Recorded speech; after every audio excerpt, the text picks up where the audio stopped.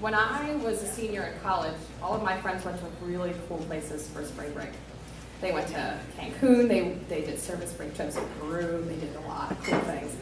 What I wanted to do was I really wanted to go to West Virginia and spend a week at a bed and breakfast and just sleep and have someone cook me meals. My mom wouldn't let me do it. She said, no, Kat, you gotta do something else. It's a little bit more fun. Okay, all right. My friend Joe had graduated a semester early, was living in DC, and he's like, Kat, just come hang out with me, spend the first half of your week sleeping and having your mom cook you meals for free, and then come hang out with me in DC. Sold. On night number 2, last night of my stay, so I stayed the second night, we go out for all-you-can-drink shock top for $10. I got blitzed. I had a really great time hanging out in DC, but I accidentally just blacked out. It happens. I was 21. I was having a great time. But what do 21-year-olds do when they get really blacked out from shock top? They pretend to be 23 with a job and 24 that lives in New York City and has to leave tomorrow. So I told a lot of stories while I was in DC. And one of the persons I was talking to, like, the whole time was super cool and super awesome and, like, handsome and suave and, oh. He happened to be in the Canadian Ballet when he was a teenager, working on his hockey skills. I was smitten. I don't know who I was, if I was 22, 21, who knows, but I knew this kid was awesome. So I knew we exchanged numbers. This is before I blacked out. I knew we exchanged numbers. I knew what his face looked like.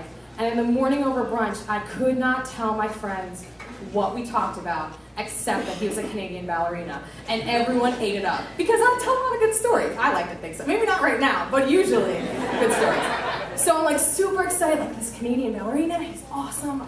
Oh, he's like so smart, he's older than me, this is so cool. And all of my friends that I'm visiting, like my one friend graduated early, all of his friends are like 27, 28, they have careers, they have jobs, their mom did not cook them meals for the first half of the week.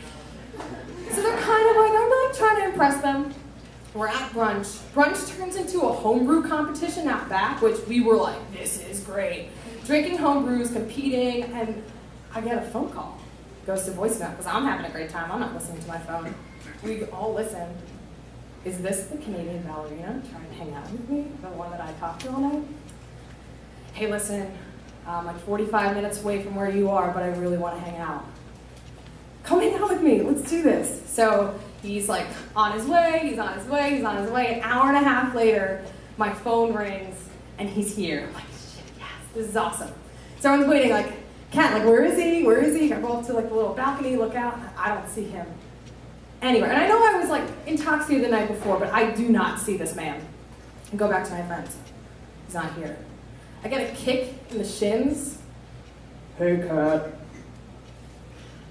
I look over at this 45-year-old scruffy man in sweatpants. He is neither Canadian nor ballerina. In DC, there's a trend where older guys hang out by the bathroom and flirt with girls going to the bathroom all the time because they're really drunk. And he was wearing a suit the night before. I remember that. Sort of. And I was like, I gotta go. And he was just like, wait. Oh. As I was leaving, he was just like, Kat doesn't remember me, does she? And I was just like, no. But I knew my Canadian ballerina was still out there. So a month later, I've been telling my story to like everybody. I mean, I told this story earlier, and my friend Nita was just like, yeah, you told this story to everybody for like a month, and it was really annoying. Okay.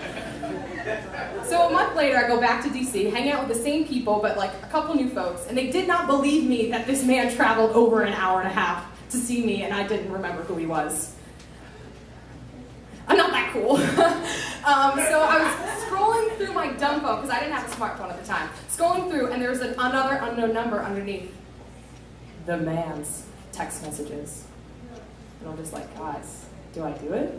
Do I text him? This Canadian ballerina. Is it him? I convince him through coaching, very nice coaching from this girl Liz, to have him leave his 25th birthday party to come to my friend's house to hang out with us. And it was one of the most disappointing moments of my adult life. When he walked in, he was Canadian, did not look like a ballerina, and when I was talking to him in the kitchen, my friends were texting me HIV statistics, so I would not go home with him. But my Canadian ballerina, the fictional one that my drunk mind came up with, is still out there.